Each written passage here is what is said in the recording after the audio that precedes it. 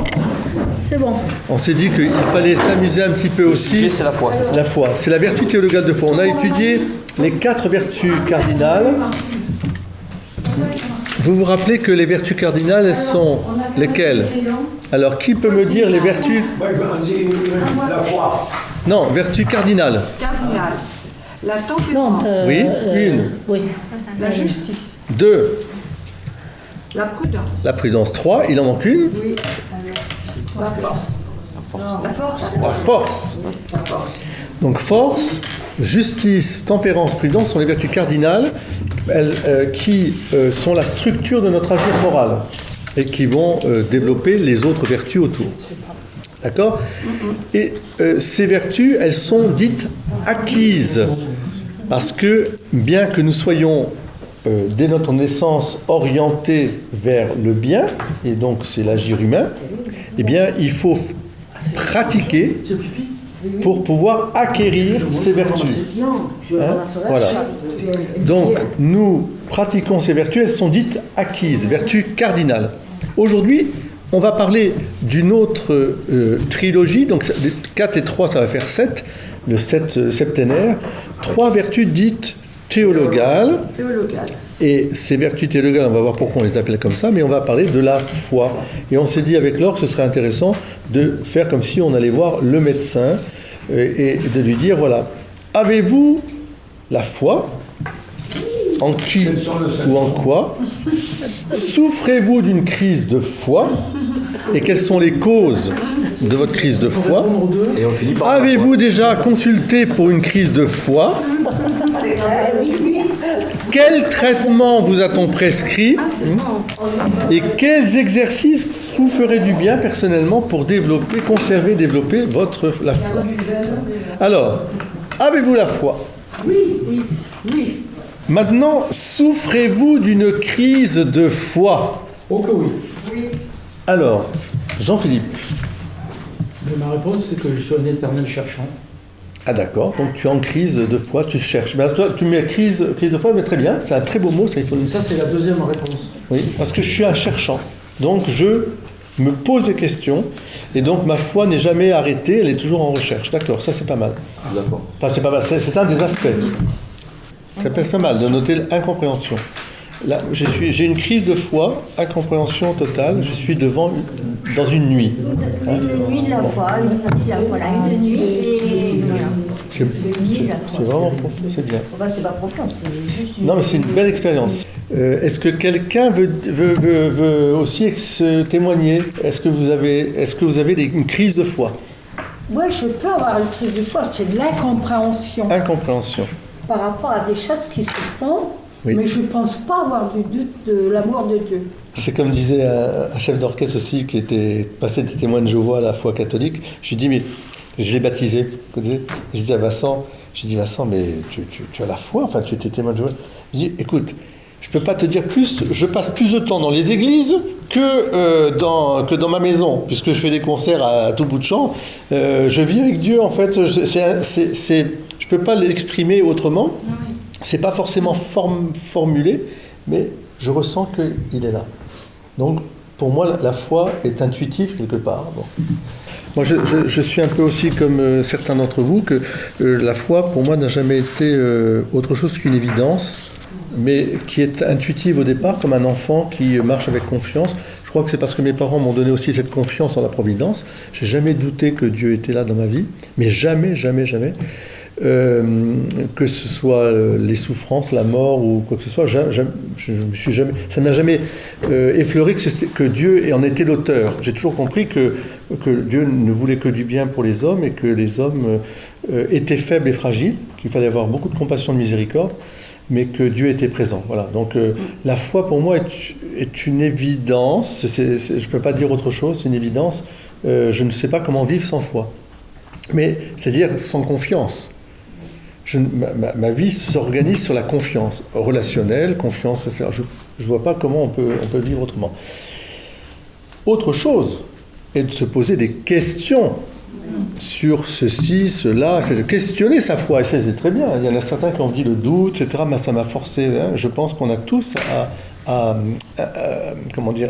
questionner notre foi pour, je dirais, être fidèle à la foi, c'est-à-dire au don que Dieu a fait de sa propre lumière en nous. Hein. Il nous révèle, il se révèle à nous. Et il faut que je sois fidèle à ça, ça c'est autre chose. Et ça, je dis, Seigneur, garde-moi dans la foi, que je ne me trompe pas, que je ne fasse pas n'importe quoi. Alors, est-ce que vous avez, quand vous avez une crise de foi, est-ce que vous avez consulté? Ça vous est déjà arrivé alors, c'est quoi la consultation pour... on va voir qui on peut aller voir un psy d'ailleurs, on peut aller voir... Un marabout. Un marabout. Est-ce que vous avez consulté comment? Parce qu'il y en a qui vont lire, il y en a qui vont peut-être faire une retraite, il y en a qui vont faire des retraites, il y en a qui vont faire, peut-être qu'ils vont aller voir un confesseur, un directeur, un conseiller spirituel, qui vont expliquer la formation. Hein. Moi j'ai besoin de fortifier ma foi, je vacille un peu, expliquez-moi pourquoi il y a ça dans l'église, pourquoi il y a ceci et cela, etc. Bon. Donc est-ce que certains, vous avez expérimenté ça? Est-ce que vous avez été voir quelqu'un pour guérir votre crise de foi, quelqu'un d'extérieur à Jésus, à Dieu directement, hein, et la question connexe, c'est quel traitement on vous avait prescrit? Oui, ben moi c'était les personnes âgées, oui, là, oui. parce que je savais que c'était des personnes vraiment de très belle foi, de très belles personnes, puis la confiance comme dans la famille, pareil, qui sont d'ailleurs toujours vivants, mais... C'est Jean-Louis, si j'ai bien compris, Jean-Louis et Anne et Jean-Louis, d'accord. Ils ont quel âge? 90 et 90 eh ben, on priera pour eux, ce sont vos pères dans la foi. Vous voyez, le serment c'est ce matin, mais c'était l'édito, hein. La foi de ton père, tu l'as reçue de gens qui sont un peu tes pères dans la foi. Et il faut vraiment avoir une grande mémoire pour eux, une grande estime. Hein. Je sais peut-être que je peux me tromper, mais je pense que certains d'entre vous, d'abord peut-être ont eu un choc au cours d'une retraite. Donc une retraite qui a fait énormément de bien, en fait, qui a approfondi la foi, qui l'a fortifiée. D'autres, ça peut être une formation, parce qu'ils se posaient tellement de questions qu'ils n'avaient pu avoir de recul. Ils se disaient, mais comment distinguer Jésus, les hommes, les humains, l'Église qui est le corps du Christ, c'est le corps du Christ, mais en même temps elle est composée de pécheurs. Enfin voilà, tout ça. Il y a des gens qui ont, peut-être parmi vous, qui ont bénéficié d'une formation solide, qui leur a permis justement de distinguer et de ne pas s'enfoncer dans des contradictions qui finalement leur polluaient l'esprit. Alors c'est vrai pour des personnes qui ont une recherche, je dirais, intellectuelle, et puis peut-être parfois c'est une rencontre. Hein. Moi je pense souvent à la rencontre avec un témoin, un témoin de la foi qui vous dit, souvent la personne dit « Ah si, vous me faites du bien parce que vous avez une foi incroyable, j'ai envie d'avoir cette foi. Comment est-ce que vous faites pour avoir cette foi comme ça, etc. » Alors bon voilà, donc le témoin de la foi, hein, qui fortifie notre foi. Un peu comme je pense à Jean-Paul II, quand nous, c'est la génération Jean-Paul II, quand il est arrivé sur le balcon, et puis il a dit « N'ayez pas peur !» C'est extraordinaire cette phrase. N'ayez pas peur, c'est incroyable. Et alors là, tous ces jeunes que nous étions, qui attendions une parole de délivrance, de joie, pas de bashing anti-chrétien où on était... Oh, n'ayez pas peur d'ouvrir grand votre cœur au Christ. Pouf, quand on a entendu ça, on dit on y va. Allez, on y va. Là, on a quelqu'un qui nous pousse, qui souffle dans la voile de notre foi. Voilà. Là où tu l'as pas. Ah bah, ça, c'est... Les lectures, bien sûr, les lectures. Voilà, les lectures, les cercles de formation, etc., etc. Oui, mais ça, c'est justement, ça répond un peu à la question. Comment est-ce qu'en s'éloignant de lui, on peut garder la foi?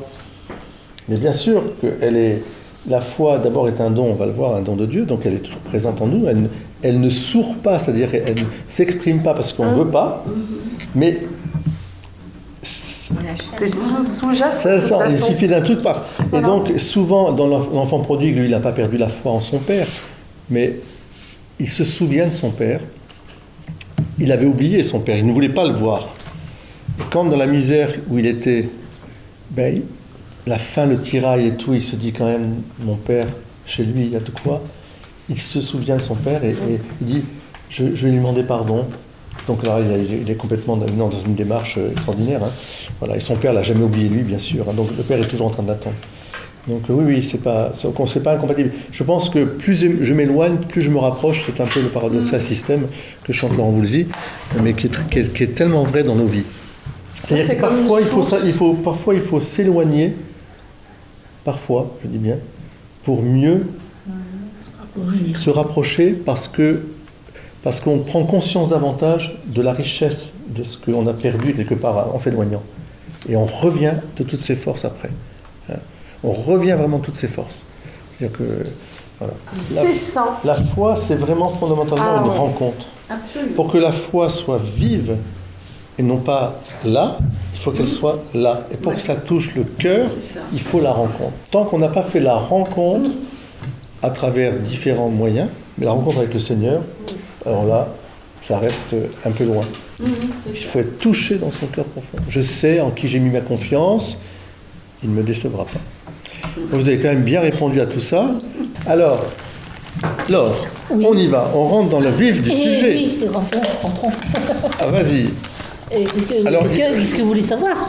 D'abord, vous avez quand même un magnifique livre très peu épais, hein, voilà, dans lequel la foi est vachement bien expliquée. Ça s'appelle le Catéchisme de l'Église catholique. Non, mais c'est vrai en plus. C'est vraiment, je pense que pour creuser tout ça, et puis pour faire le point, il y a vraiment quelque chose. Et ce livre, non seulement au départ, il parle un peu de la foi, la vertu théologale, mais il parle aussi du credo, je crois, la foi. Oui. Parce que quand on dit le credo, en fait, on ne dit pas n'importe quoi. Non. On ne dit pas n'importe quoi. Et moi, j'ai souvent l'impression, quand je parle avec les gens, que le credo, ils ne le comprennent pas. Bah, c'est normal.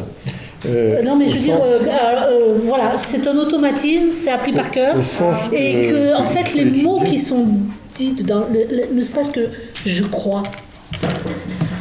Je crois. Qu'est-ce que ça veut Mais dire, qu'est-ce je que crois ça veut dire, je Bah, crois? c'est l'acte de foi. Hein, donc. Oui, mais c'est parce qu'on le dit trop vite, au fait. Ouais. Non, mais faut arrêter de le mot laisser. je crois. Il faut y aller plus Il faut doucement. l'étudier. Oui, mais quand on dit je crois, on dit quelque chose. On dit vraiment quelque chose de profond. Eh bien, j'aimerais bien savoir ce que vous entendez, vous, quand vous dites je crois. Je crois, c'est dans le cœur. C'est tout. Ouais. Je crois, mais tu peux pas l'expliquer en fait. Oui, mais justement, c'est ça. Parce que c'est invisible, c'est la confusion. au-delà de nous en fait. C'est je crois en quelque chose, en un Dieu unique, mais je crois en ce Dieu, ce mystère, comme vous dites souvent. Josette, c'est très bien, Josette. Au contraire, je pense que ce que veut dire Josette, c'est que C'est profond. dans l'intuition fondamentale de la confiance qu'on met, hein, il y a un acte profondément humain, je dis bien humain, ce n'est pas une foi automatique, c'est pas un truc automatique, il y a un acte libre d'abandon parce que mon cœur est touché. Je crois. Si j'avais pas ça, je Si crois que- je suis pas. Regardez dans l'Évangile quand Jésus rencontre les uns et les autres. Crois-tu? La personne se jette dans ses bras. Elle s'abandonne librement. Elle croit. C'est un acte libre, mais d'abandon. Oui, c'est ça. On s'abandonne à celui qui est, qu'on reconnaît comme Dieu justement. Et j'ai confiance. Mais ça vient de l'amour. Bien sûr que ça vient de l'amour. C'est pas là. Parce que là, Non, ça passe pas par là. ça passe. Par une rencontre. Et il y a une rencontre. Par une rencontre. C'est une rencontre. Non, enfin, l'intelligence a rentré en ligne de compte parce que c'est pas une foi sans raison. Mais c'est d'abord un acte d'abandon, je dirais, dans la personne. C'est pour ça que la foi, au sens strict du terme, elle ne peut s'adresser qu'à Dieu. Parce que vis-à-vis des créatures et des personnes, je peux avoir une confiance, et il faut, nos relations sont des relations de confiance, mais elles ne peuvent pas être absolues. Parce que nous sommes fragiles, nous ne sommes plus que des créatures. Je peux remettre ma foi absolue que en Dieu.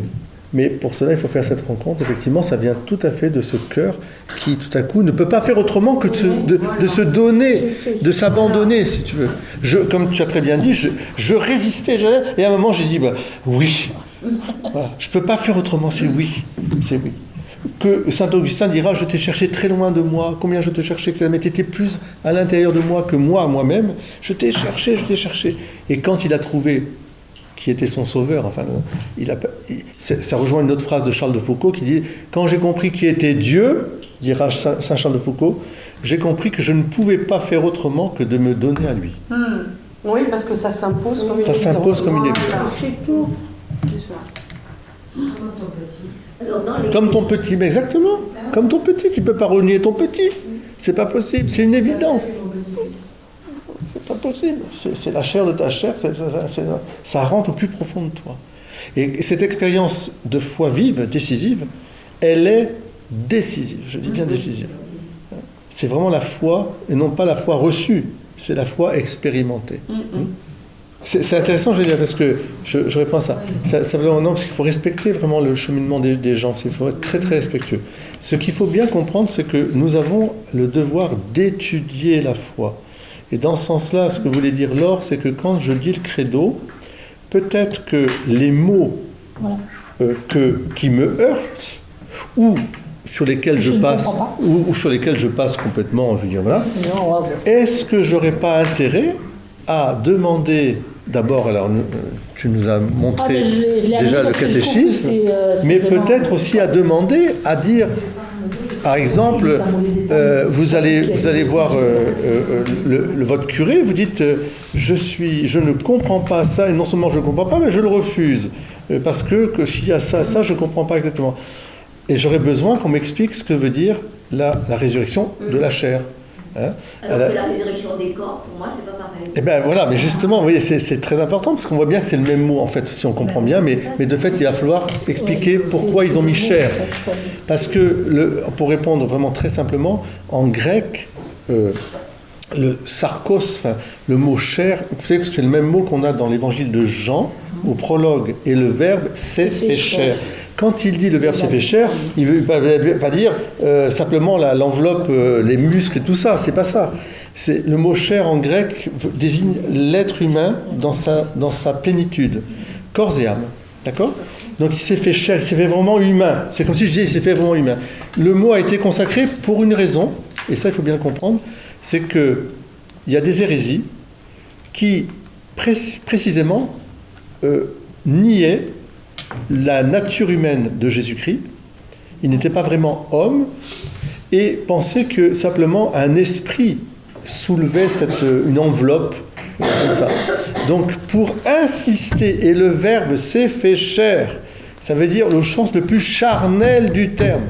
Et c'est ce qu'il va faire au moment de la résurrection, où il va dire aux apôtres, mais n'ayez pas peur, touchez-moi, je ne suis pas un fantôme. Avance Thomas. Mets ta main dans ma plaie, etc. Donc il y a le côté le plus charnel qui soit. Hein. Mais le mot chair veut dire l'humanité dans sa réalité profonde.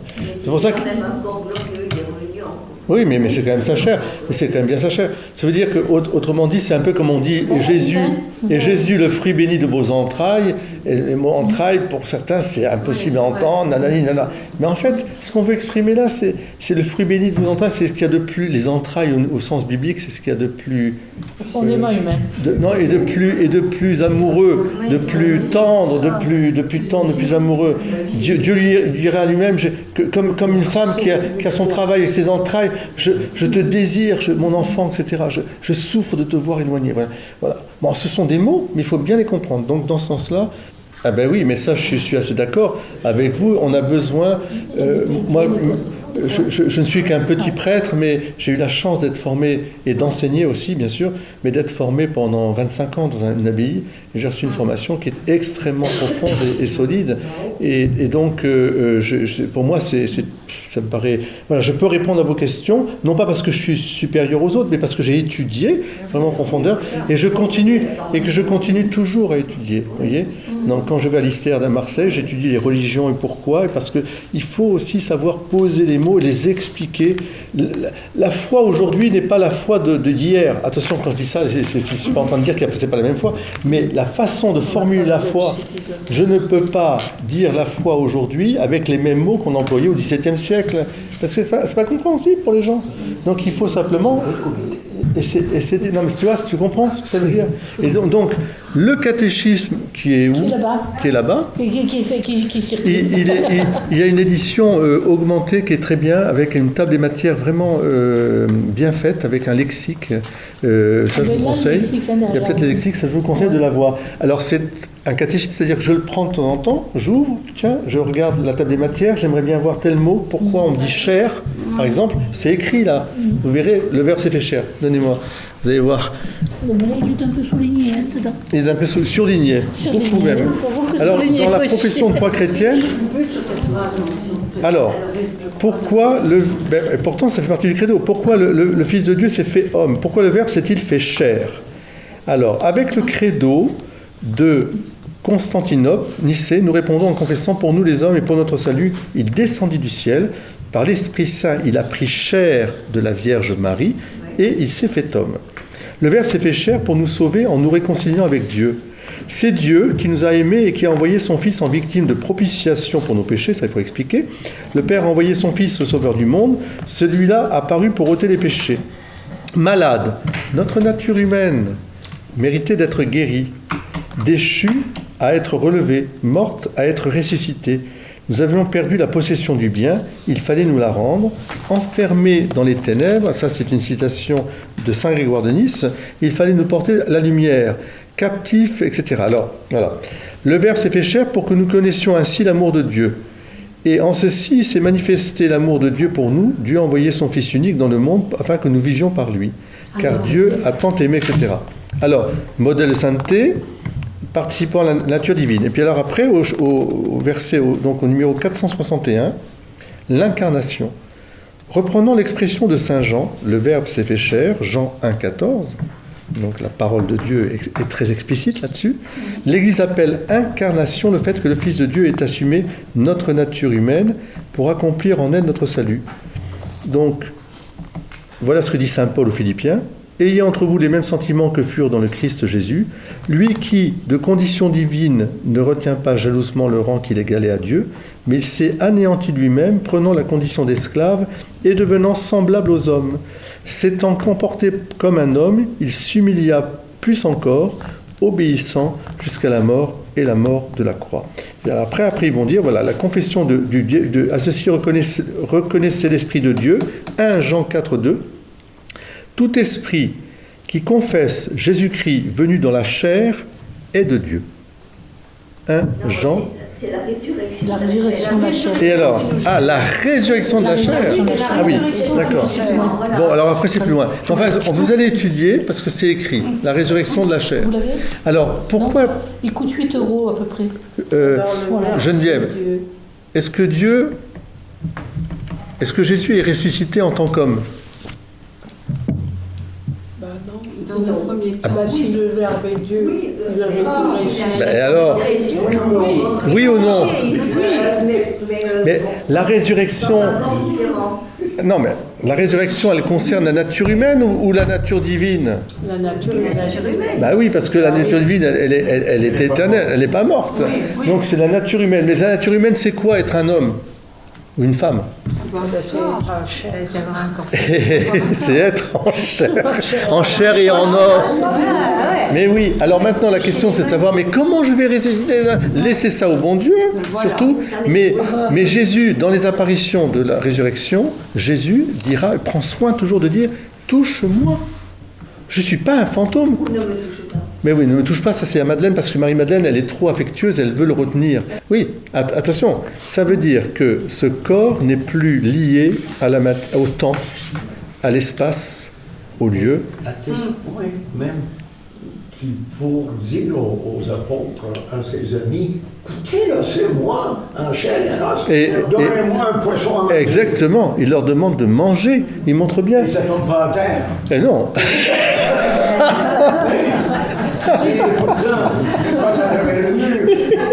Alors, est-ce qu'il passe à travers le mur? C'est autre chose, c'est une bonne question. Non. Comme on dit au Québec. Non, oui, mais ça ne veut pas dire qu'il est passé à travers le mur. Parce que ça, c'est une vision trop fantasmatique de l'apparition. Quand la Vierge Marie apparaît à Lourdes, elle se fait voir. C'est beaucoup plus beau à voir comme ça. C'est-à-dire que Jésus nous dit, je suis avec vous jusqu'à la fin des temps. Il est là. Mais nous ne le voyons pas, mais la Vierge Marie, nous ne sommes pas dans la 4e dimension, si je puis dire. Mais quand il veut, il se laisse voir. Parce que Dieu ne s'est pas échappé du monde. Il est bien sûr retourné au Père, et Dieu habite ce monde, mais il l'habite vraiment. Donc je pense que quand on dit que porte close, c'est pour bien montrer que... c'est pour montrer que dans l'enfermement, de toute façon, Dieu les rejoint. Mais c'est pour montrer, à mon sens, qu'il est toujours là. Vous avez le premier récit, puis ensuite, une semaine après, les apôtres étaient en train de discuter, etc. Hein, et Thomas, et voilà que Jésus est au milieu d'eux. Mais c'est un mystère que l'esprit heureusement.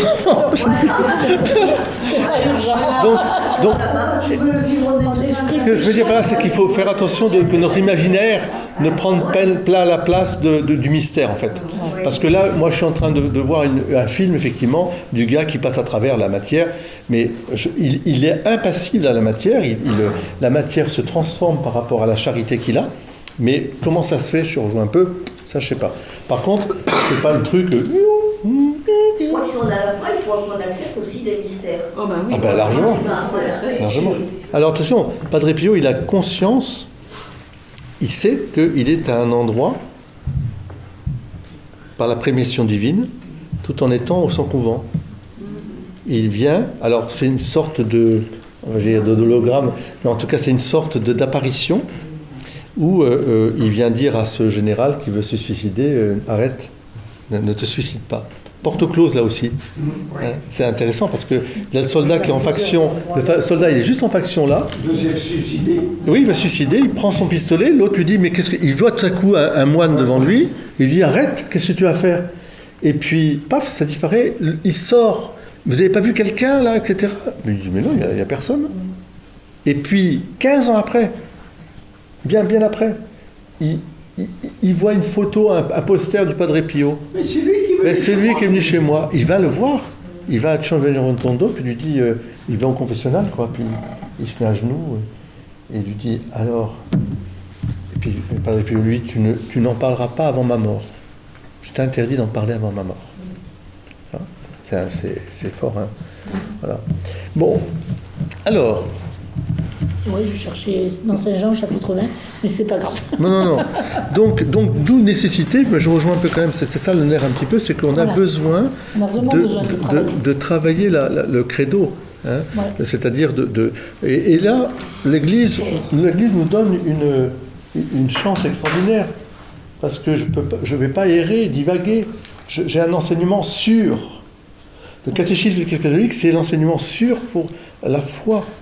C'est l'Esprit Saint qui guide l'Église à travers ça. Donc, avec une formulation qui est pour notre temps, n'est-ce pas? Vous pouvez mettre le Concile de Trente, c'est les mêmes vérités, mais elles sont dites différemment. Et Concile Vatican II, puis ensuite, il y aura, dans 300 ans, il y aura un autre livre qui... Voilà. Avec les mots d'aujourd'hui. Avec les mots d'aujourd'hui. Donc, en fait, oui, la foi, elle nous est donnée... Elle nous est par Dieu au baptême. Alors voilà, c'est une bonne question ça. Est-ce que la foi nous est donnée que au baptême? Non. Est-ce que la foi est donnée juste au baptême? Par Dieu. La foi en Dieu. Non, moi je pense que c'est qu'il y a des non-baptisés qui ont eu la foi.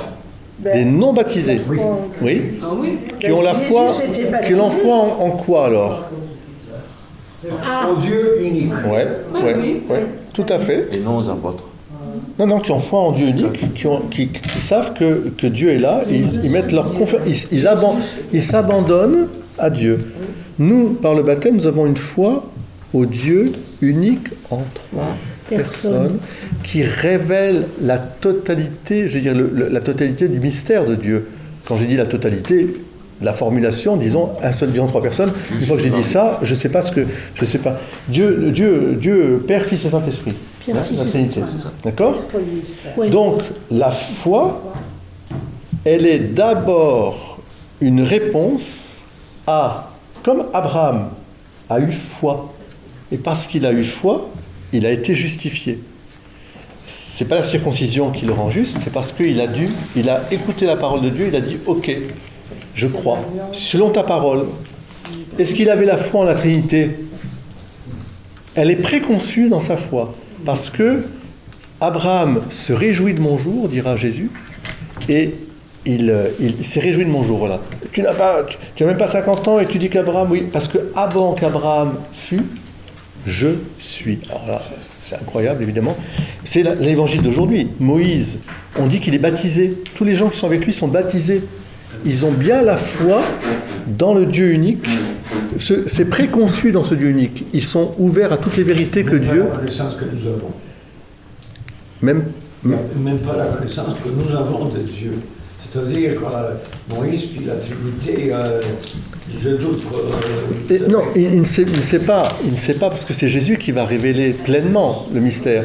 Mais ils sont ouverts à ça. C'est-à-dire que, et même il y a peut-être un mystère là à creuser, parce qu'on le verra au ciel. Je pense que quand Dieu donne une mission à nos pères dans la foi, il leur dévoile plus ou moins explicitement un mystère qui est lié au fait qu'il va habiter parmi nous. J'en prends pour exemple la première prophétie qui est celle de la Genèse après la chute de nos parents.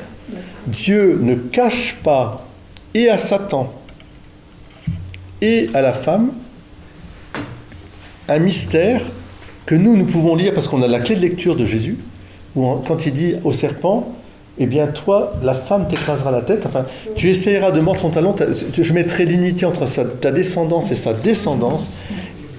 C'est la pré-annonce, ce qu'on appelle la première annonce de l'incarnation rédemptrice, en fait, de la rédemption qui est donnée. Hein, de la descendance de cette femme, il y aura quelqu'un qui t'écrasera, tu n'auras pas le dernier mot. C'est pas Dieu, là, enfin, c'est comme une révélation, comme s'il y avait un intermédiaire humain. Vous voyez. Alors nous lisons bien sûr qu'on a la clé de lecture, mais je pense que pour Abraham c'est pareil. Comme quand Jésus dit Abraham a vu mon jour et il s'est réjoui. Attention, hein, ça va loin. Quand Abraham est sous le chêne et qu'il voit 3 et qu'il dit 1, il y a des anges qui viennent. Nous on dit que c'est une théophanie et que ce sont des anges. Mais peut-être à travers les 3, il a la préscience. Il y a un mystère en Dieu qui est famille. Comme un juif qui lit la Genèse comprend que dans le nous, faisons l'homme à l'image et à son nom, c'est pas je fais, faisons. Il y a quelque chose qui est mystérieux, qui est un nous. Alors Moïse, c'est pareil. D'ailleurs, quand la transfiguration, quand Moïse et Élie parlent amicalement avec Jésus, on voit bien que Moïse et Élie, ils ont été quelque part. Ils avaient conscience que Dieu allait envoyer son sauveur, le sauveur. Alors, est-ce qu'ils avaient toute la connaissance? Regardez Marie. Elle reçoit, c'est l'annonciation. Elle reçoit de l'ange quoi? Qu'est-ce que lui dit l'ange? Tu es... je te salue, comblé de grâce. Hein, le Seigneur est avec toi. Hein, toutes les femmes. Non, ça c'est Élisabeth. Voici que tu vas enfanter un fils. Il sera le sauveur du monde. Il sera appelé fils de Dieu. Dieu lui donnera un trône, etc. Bon. Donc, elle a une conscience. Enfin, oui, Dieu lui révèle le plan de Dieu, mais lui révèle pas la totalité du mystère de Dieu. Pas du tout. Ça va se désenvelopper au fur et à mesure. Et la seule chose dont elle sait, c'est que ça vient de l'opération de l'Esprit Saint et qu'il y a un mystère qui agit en elle. L'Esprit Saint et elle cherche, et elle a la foi, elle a une grande foi, elle va donner sa foi. Et au moment de la fuite de Jésus à 12 ans, on dit à Jésus, pourquoi, regarde, tes parents te cherchent dans la douleur, pourquoi tu nous as fait cela? Et puis Jésus va leur dire, est-ce qu'il ne faut pas que je sois aux affaires de mon Père? Alors là, et tout à coup, il y a un rappel qu'en fait, cet enfant, c'est le Fils de Dieu. Ça va. Elle rumine tout ça dans son cœur, elle le médite, et au fur et à mesure, elle a cette foi qui grandit dans le fait que Jésus, son enfant, à qui elle peut dire mon enfant, c'est d'abord le Fils de Dieu. Waouh! C'est fort. Pour revenir au sujet de Marie, c'est pour dire qu'elle a eu connaissance, etc. Bon, après c'est intéressant effectivement d'entendre un peu ce que tu peux dire, Marie-Christine. Mais je crois effectivement que Marie, d'abord, elle part tout de suite servir Élisabeth. Donc, elle est enceinte, elle le sait, elle, mais personne ne le sait. Ce n'est pas visible. Elle va rester, nous dit l'Écriture, 3 mois au service de Élisabeth. Ce n'est qu'après les 3 mois, forcément, que Joseph, voyant revenir sa femme, parce que qui est fiancé, ils sont promis en mariage, il la voit arriver comme ça, il est dans la douleur, il se dit c'est pas possible, qu'est-ce qui se passe ? Comme il est juste, il n'a jamais eu une once de soupçon sur la honnêteté de Marie, qui était une petite vierge de Palestine. Jamais. Il s'est dit je souffre, mais il n'a jamais douté sur Marie parce qu'il savait qu'elle était toute pure cette fille. Donc c'était pas, excusez-moi l'expression, Marie couche-toi là. Donc qu'est-ce qui se passe ? Alors là, il y a un très beau film de Pasolini qui a fait un évangile. C'est vraiment incroyable cet auteur qui a défrayé la chronique avec d'autres films beaucoup plus. Eh bien, Pasolini, il a fait un film, ça s'appelle La Passion selon saint Matthieu. Et dans cette Passion, qui est un film d'une sobriété et d'une profondeur, on voit Joseph qui voit au loin Marie. Il est frappé de douleur et accablé par cette douleur qu'il n'arrive pas à juguler, il s'endort. C'est un sommeil douloureux, une torpeur douloureuse. Et c'est là que l'ange vient le visiter en lui disant « N'aie pas peur de prendre Marie pour toi, parce que ce qui est en elle ne vient pas de l'homme, ça vient de Dieu, et tu l'appelleras toi aussi Jésus. » Et alors il se réveille, et on dit dans l'évangile, c'est laconique, et il l'a pris chez elle. D'accord, il obéit. Mais en fait, dans le film de Pasolini, ce qui est magnifique, c'est tout à coup, il se regarde à nouveau, donc il va au pied, il la regarde, elle le regarde, il le regarde, et un sourire. Et hop. Et après, je pense que, bien sûr, Marie a expliqué, bien sûr, un peu plus, ils se sont... Voilà. Mais c'est un peu comme ça que ça s'est passé, ce son. Mais on lui demande un acte de foi. D'accord ? Douloureux. La foi est douloureuse aussi. Hein. La foi, elle est arrachement. La foi, elle est quitte la maison de ton père, quitte ta parenté, quitte ta terre, et viens, suis-moi. C'est douloureux, c'est l'exil. Hein. C'est Moïse. La foi de Moïse est extraordinaire, la foi de Moïse. Va dire à ce peuple, moi, j'ai déjà 80 ans. Vous savez que Moïse avait 80 ans. Il a passé 40 ans. Quand il a fui Pharaon, 40 ans sont passés après. Vous voyez ? Et il avait épousé une fille d'une tribu qui adorait plus ou moins un Dieu unique. Mais c'était pas le culte du Dieu unique. Hein. C'était un grand prêtre d'ailleurs d'une autre... voilà. Il a épousé, etc. Il a gardé sa foi juive, mais il était au milieu d'un peuple dit, on dirait païen, nous aujourd'hui, mais c'est pas païen, en fait, ils étaient religieux, mais ils exprimaient leur foi avec d'autres rites. Et qu'est-ce que je vais dire ? Moi, tu m'envoies, mais je serai incapable de dire. Tu diras, je suis qui je suis. C'est beau ce qui je suis. Je suis qui je suis. Prof. Tu diras ça. Eh ben dis donc, comment ils vont me recevoir, etc. Vous voyez ? Et puis il y va. Et puis c'est complètement fou. Enfin, c'est cette foi. Et puis alors, attention, la foi de Moïse, c'est 40 ans dans le désert après. Hein. Il faut la garder la foi. Hein. Alors là, quand on parle des épreuves de la foi, quand tu es dans le désert, hein, pendant 40 ans. Et puis tu tournes, puis des ennuis. Et les autres, tu es en train de pester, pourquoi tu nous as fait ça ? Ouais. Et le veau d'or, et tout ça, et la table de loi, il arrive, il descend, il casse tout, etc. Et puis Dieu qui lui dit, je vais les tuer tous. Et puis, enfin, cette espèce de songe, enfin, de ce que lui dit Dieu. Puis et là, l'ami de Dieu dit, tu vas pas faire ça, mon Dieu. Qu'est-ce qu'on va dire de toi ? C'est pas possible. Il prend la défense de ces gens, la nuque raide. Et puis voilà. Et puis ils avaient peur de Moïse. Ah, cache-toi. Donc c'est extraordinaire, ce rupture, cette foi. Mais les apôtres ont mis la foi aussi. Viens, suis-moi. Jésus était là en tant qu'homme, mais ils ont cru à sa divinité. Mais ils voient l'homme et ils adorent Dieu. C'est Thomas. Thomas avance. Et après, il dit « Mon Seigneur et mon Dieu ». Mais au départ, Alors là, non, mais ton histoire de il est ressuscité, il y a des femmes qui nous ont dit ça, mais moi, si je ne touche pas, alors c'est très important parce que c'est vraiment très important la chair, là. Hein. Si je ne touche pas, c'est un fantôme, ça, c'est ridicule votre histoire.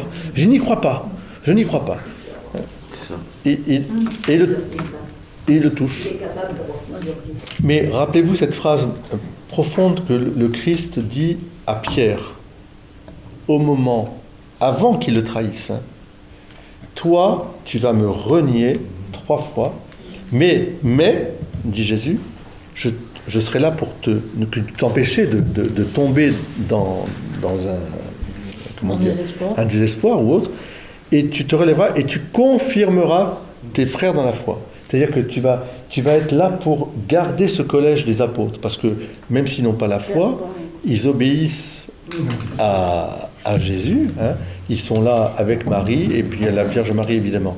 Alors, après, Thomas, il va dire « Mon Seigneur et mon Dieu », parce que ce qui est beau dans la formulation, c'est que Thomas voit l'enveloppe charnelle, si je puis dire, enfin, la chair ressuscitée, et il voit Dieu. C'est-à-dire que « Mon Seigneur et mon Dieu ». Il va au-delà de la chair, de l'enveloppe charnelle, il voit Dieu. Ce que dit un peu Jésus à Marie-Madeleine, « Ne me touche pas ». Ça veut dire...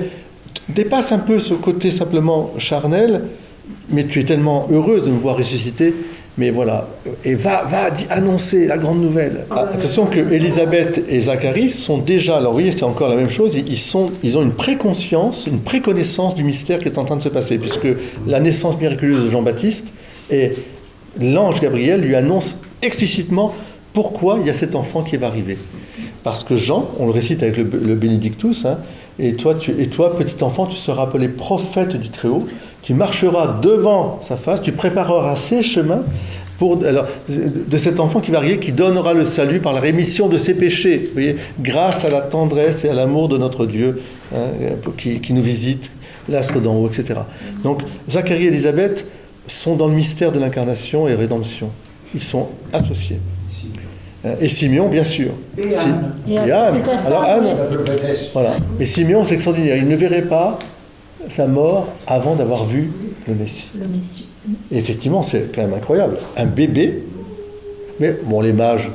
Un bébé. Bébé, hein. Et les bergers, l'ange leur dit, le Sauveur est là. Au berger, il annonce explicitement ce qui se passe. Et les mages qui ne sont pas des juifs, une étoile. Nous avons vu son étoile. Ah, c'est beau, la foi, c'est merveilleux. Alors, la foi est une ferme assurance. Des choses qu'on espère. Une démonstration de celles qu'on ne voit pas. Effectivement, la foi, on ne voit pas les choses, hein. Il faut y croire. Pour l'avoir possédé, les anciens ont obtenu un témoignage favorable. Ça, c'est dans les Hébreux, au chapitre 11. Verset 1. Or, sans la foi, il est impossible de lui être agréable, car il faut que celui qui s'approche de Dieu croit que Dieu existe et qu'il est le rémunérateur de ceux qui le cherchent. Hébreux, chapitre 11, verset 6. Le juste vivra de la foi. Romains, chapitre 11, verset 17. La foi agit par la charité. Galates, chapitre 5, verset 6. Voilà, donc il y a un rapport effectivement entre la foi et la charité, mon père. Oui. Oui. Alors pourquoi ? Si je reviens à ce que vous avez dit, vous avez la foi parce que vous avez confiance. Mais le sentiment de confiance, c'est un sentiment d'amour. Vous voyez ? C'est pas la même chose que la foi des démons. Les démons ont une foi, ils savent très bien qui est Dieu, mais ils ne l'aiment pas. Donc ce n'est pas une foi vive. C'est une foi simplement de terreur, parce qu'ils savent qu'ils se sont trompés, ils savent qui est Dieu, mais à l'intérieur de leur cœur, il y a un refus de Dieu toujours. Non, non, non, non. Donc, c'est quand les démons, quand Jésus chasse les démons, ils arrivent, tu es le Fils de Dieu, tais-toi. Parce que ça, c'est pas la foi. Ça, c'est pas la foi. La foi, elle est intimité, amitié. Hein, et elle est confiance. Seigneur, augmente ma foi. N'avez-vous pas encore la foi, dira Jésus ? Homme de peu de foi. Vous voyez, la barque, quand ils sont sur la barque, les apôtres, on va couler. et de Jésus qui dort. Moi, c'est ça que je trouve extraordinaire. Hein. C'est vraiment une image de la foi. Hein. Jésus, il dort, il est là, puis ils sont tous là en train de couler. Et puis c'est des pêcheurs, c'est des gens de la mer. Ouais, ils savent très bien ce que c'est en train de se passer. Jésus, il est là, quoi. Et on le réveille. Jésus, on coule, Jésus, on coule. Qu'est-ce qui se passe? Et à ce moment-là, qu'est-ce que dit Jésus? Mais vous n'avez pas encore la foi. Donc, ils l'ont. Ça veut dire simplement qu'il faut entretenir sa foi par un commerce d'amitié avec le Seigneur. Donc c'est une foi vive, mais elle s'entretient par l'espérance et elle est vivante par les œuvres de charité. Voilà. D'accord. Voilà, il faut. Il y a des gens qui sont très charitables, on peut dire. Oui. Et qui sont, qui sont très éloignés. Oui.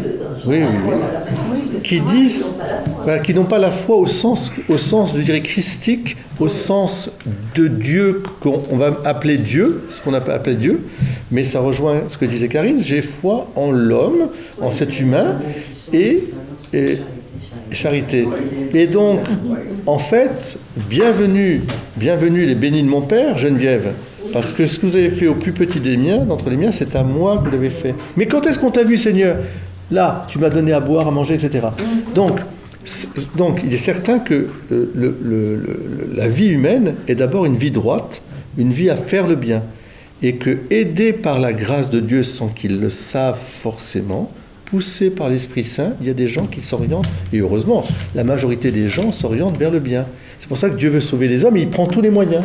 Mais nous, c'est quoi? C'est qu'on est issu d'une tradition judéo-chrétienne, ayant reçu la révélation par la Bible, et puis les évangiles, et donc transmise par les apôtres, et donc nous avons à témoigner de ce que vous servez, la grandeur de l'humain, etc. J'ai à témoigner, je peux vous dire pourquoi il y a cette grandeur de l'humain. Parce que nous avons été faits à la ressemblance de ce Dieu qui est amour. Dieu est amour. Et une fois que tu as dit ça, tu fais rentrer les gens discrètement, humblement, ils feront ce qu'ils voudront faire. Il y a des nuits aussi, des nuits, je ne comprends pas. Et puis alors, c'est un temps, ils n'arrivaient pas à avoir la foi. Alors ça, c'est une question importante. Est-ce qu'on peut avoir la foi? Enfin, qu'est-ce que ça veut dire avoir la foi? Ça ne s'achète pas déjà. Tu n'arrives pas à avoir la foi. Oui. Par exemple, moi, j'ai des amis qui sont très scientifiques. Et à chaque fois, ils me disaient, avoir la foi. Bon, je n'ai pas la foi, j'en ai pas besoin. Oui, c'est ça. J'en ai pas besoin.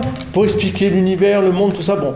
Moi, je dis, mais on n'a jamais dit que l'univers, il n'y avait pas une explication scientifique, mathématique, etc. Mais derrière, il y a d'autres questions qui se posent. Alors la question, c'est la signification de tout ça. L'autre question, c'est le sentiment. Et qui ont la foi, bien sûr. Ah, bien sûr.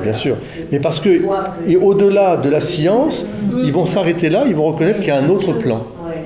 Et peut-être qu'ils vont quand même arriver à la question du Big Bang, enfin disons de cette puissance créatrice à un moment, qui pousse.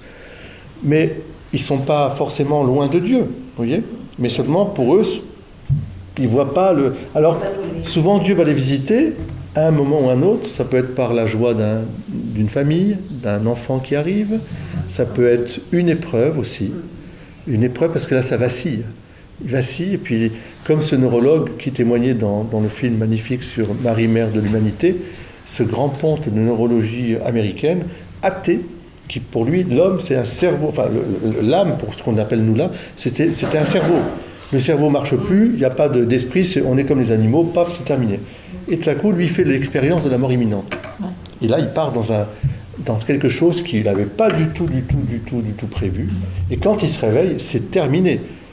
Il va témoigner. Il va dire non, il y a quelque chose qui est au-delà de notre enveloppe charnelle, du corps, de l'esprit, du cerveau. Il y a et il rencontre le Seigneur d'ailleurs.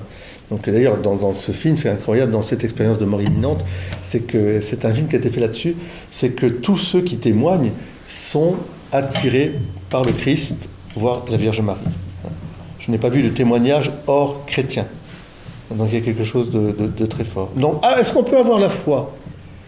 Pas par la force, pas par le raisonnement, il faut la rencontre. Pas par l'épée non plus. Dans le sens, est-ce qu'on peut obtenir la foi? Oui, Ah bon. dans le sens On peut d'obtenir. l'avoir, là. Qui n'a pas la foi ici? Non, on a la foi, mais bien sûr dans le sens d'obtenir. Parce qu'elle disait que cet ami, je n'arrive pas à avoir la foi. Je n'arrive pas à avoir la foi. J'ai beau étudier, j'ai beau lire, parce qu'il n'a pas fait la rencontre. Mais Et- Joël, vous connaissez Mais le Joël, mari oui. Joël, il dit cette phrase assez rigolote, il dit « Moi j'aimerais bien avoir la foi, mais je n'y arrive pas. Oui, c'est ça. Parce qu'il est toujours dans je n'y arrive pas, parce qu'il veut contrôler. Parce qu'il veut, sa volonté passe d'abord. Non, parce qu'il veut contrôler. C'est un scientifique. C'est lâcher prise. C'est- Exactement. C'est la phrase, j'ai beaucoup aimé cette phrase du pape François, je le relis. Il cite le catéchisme catholique citant la constitution conciliaire Dei Verbum, explique que la foi est l'acte par lequel l'être humain s'abandonne librement à Dieu. Et je peux dire avoir la foi. Et l'acte librement consenti d'abandon à Dieu. Qu'est-ce qui nous empêche? C'est là. La raison. Oui, oui. Voilà Karine, elle a dit le mot. Elle n'ose pas trop le dire parce qu'elle sait très bien. J'ai pas entendu, Ah ben, la peur. C'est l'ego surtout. Oui, mais la La peur. peur aussi. La peur est un frein à beaucoup de choses. Hein. Quand Abraham reçoit la parole de Dieu, moi j'aurais eu le chocotte, va, pars de ta parenté, va dans un pays, je ne sais même pas où, là, mais j'ai peur de lâcher. La foi est d'abord une vertu théologale, donc c'est une vertu qui est donnée par Dieu. C'est un don de Dieu, qu'il donne à tout le monde. Parce que Dieu frappe à la porte de chacun à un moment ou à un autre. Tu veux ou tu veux pas. Et ensuite, il y a une réponse de l'homme. Donc là, c'est avoir la foi. Je vais faire un acte librement d'abandon. Mais Dieu m'infuse Confiance. en confiance. Autrement dit, la petite Eugénie qu'on a baptisée ce matin, ben dans son baptême, elle a reçu la vie divine. Et en cadeau de cette vie divine, il y a des vertus théologales, de foi, d'espérance et de charité. Mais ça, c'est un cadeau. Il va falloir désenvelopper ce cadeau, cette belle plante. Il faut l'ouvrir et il faut l'arroser. Il va falloir la nourrir, etc. Elle se posera des questions. Elle dira, mais moi, vous m'avez baptisé, mais c'est quoi ma foi? À un moment, elle va peut-être rejeter en disant, moi, je veux. Ou alors, elle va dire à ses parents, c'est ma foi maintenant. Je sais. Mais elle est déjà dedans. Oui, elle est dedans. Elle est dedans, oui, la petite Eugénie. Mais il va falloir un moment qu'elle ce soit sa foi, qu'elle fasse cet acte librement d'abandon à Dieu. Et c'est là que les parents dans l'éducation doivent l'aider à grandir et à faire les bonnes rencontres. Parce que souvent, c'est ce qui se passe, c'est que comment ça se fait que de l'adolescence à l'âge adulte, tu passes avec une crise et puis à un moment, tu as une bonne rencontre. Puis il y a des exemples de saints qui ne savaient pas lire ni écrire, qui tout au long de leur jeunesse ont été comme habités par des grâces particulières. Hein. Vous avez, je sais pas moi, on pourrait penser à, je sais plus, c'est Germaine Cousin, la petite sainte de Pibrac. Peut-être aussi, il faudrait voir Jeanne d'Arc. Ce qui est sûr, c'est que Bernadette elle-même, mais Bernadette, elle va avoir la vision de Marie, mais Bernadette, elle n'avait pas fait son catéchisme, elle n'était pas très douée pour le catéchisme. Hein. Donc, au point qu'on ne voulait pas lui faire forcément la communion. Mais le curé d'Ars, regardez le curé d'Ars, on ne voulait pas l'ordonner parce qu'on disait qu'il était nul d'un point de vue théologique, je ne sais pas quoi. Bon. Et en fait, il avait une connaissance de Dieu qui était une connaissance, alors là on rejoint l'acte de foi, c'est-à-dire un abandon amoureux. Il avait, par l'amour qu'il avait, il connaissait mieux Dieu que les grands théologiens. Par exemple, Jeanne d'Arc, elle n'a jamais fait d'études, elle n'a jamais rien étudié, etc. Mais elle a été, par contre, elle était au catéchisme, elle allait au catéchisme de son... la foi de partout. Voilà, elle a fait sa communion, elle entend les voix, et tout à coup, elle a une connaissance amoureuse de Dieu à travers la méditation de la parole de Dieu, des évangiles, du mystère du Christ. Attention, elle connaissait bien le mystère du Christ, sa mort, sa passion. Elle suivait le chemin de croix. Hein. Elle méditait là, comme ça, dans son cœur. Et elle a des réparties théologiques beaucoup plus fortes que tous les livres de théologie que vous pouvez lire. Par exemple, est-ce que je suis dans la grâce? Est-ce que j'ai l'état de grâce en moi? Si je le suis, qu'il me garde. Et si je n'y suis pas, et voilà, elle est les deux pendant, c'est-à-dire qu'elle laisse à Dieu, c'est formidable parce qu'elle laisse à Dieu la puissance de sa miséricorde. C'est-à-dire que là où nous, on va dire, toi, tu as fait un péché, dégage. Toi, tu as fait ceci, dégage. Sa réponse, c'est pas du tout ça. C'est dire, Seigneur, si j'y suis, que tu m'y gardes, mais si je n'y suis pas, Seigneur, surtout que tu m'y mettes. Donc, elle fait confiance à la puissance d'amour. Elle s'ouvre à la puissance d'amour. Pardon.